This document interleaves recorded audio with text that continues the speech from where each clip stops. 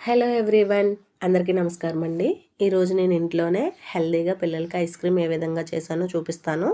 ముందుగా దానిలోకి కావాల్సినవి ఒక కొబ్బరికాయ, అలాగే నానబెట్టుకున్న బాదం పప్పు, అలాగే కొన్ని జీడిపప్పులు తీసుకోండి.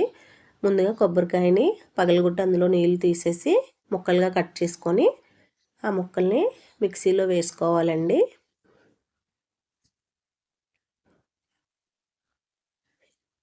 ఈ విధంగా ముక్కలు చేసేసుకున్న తర్వాత మిక్సీ జార్లో వేసుకోవాలి. ఒక గ్లాసు వాటర్ వేసుకొని మిక్సీ పట్టుకోవాలండి. ఇక్కడ నేను గేదె పాలు అటు ఉపయోగించకుండా ఈ కొబ్బరి పాలను ఉపయోగించి ఐస్ క్రీమ్ చేస్తున్నానండి.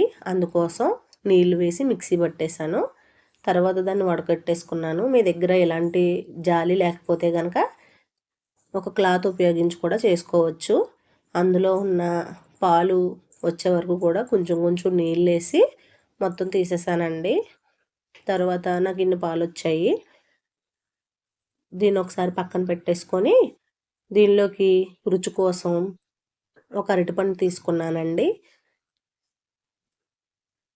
దాన్ని కట్ చేసి మిక్సీ జార్లో వేసేసుకున్నాను. అలాగే ముందుగానే నానబెట్టి తొక్క తీసేసిన బాదం పప్పులు కూడా వేసుకున్నాను, చూస్తున్నారు కదా. తర్వాత అలాగే కొన్ని జీడిపప్పులు కూడా వేసుకున్నాను. ఇక్కడ రుచి కోసం పంచదార ఉపయోగించకుండా కొంచెం బెల్లం వేసుకున్నాను. ఇందాక పక్కన పెట్టుకున్నాం కదండి, ఆ పాలు వేసేసుకొని మిక్సీ పట్టేసుకున్నాను. అంతే అండి.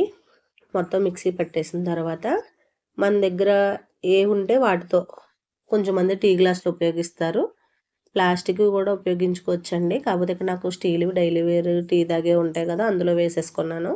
అందులో వేసేసి డీప్ ఫ్రిడ్జ్లో పెట్టేశాను. మార్నింగ్ పెట్టేసి ఈవినింగ్ స్కూల్ నుంచి వచ్చే టయానికి అయిపోతాయండి. ఎక్కువ సమయం అవసరం లేదు, తక్కువే తీసుకున్నాం కదా.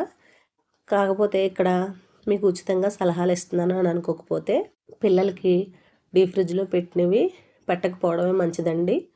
ఊరంటూ వచ్చి ఐస్ క్రీమ్లు కొంటే అనారోగ్యం వస్తుంది, ఇంట్లోనే ట్రై చేస్తే ఏమవుద్దులే అని చెప్పేసి నేను ఇంట్లోనే చేసి పెట్టాను.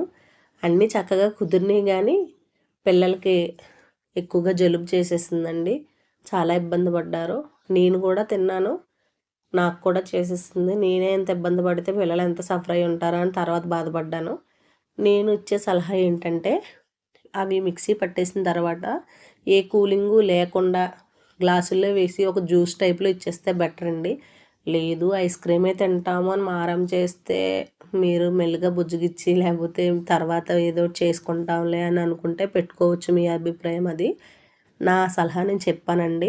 జ్యూస్లా చేసి ఇచ్చేయండి. లేదు ఐస్ క్రీమే చేస్తాను అంటే పెట్టండి. కాకపోతే కూలింగ్ మొత్తం తగ్గిపోయి మధ్యలో ఎక్కడో లైట్గా ఉన్నప్పుడు ఇవ్వండి, సరిపోతుంది.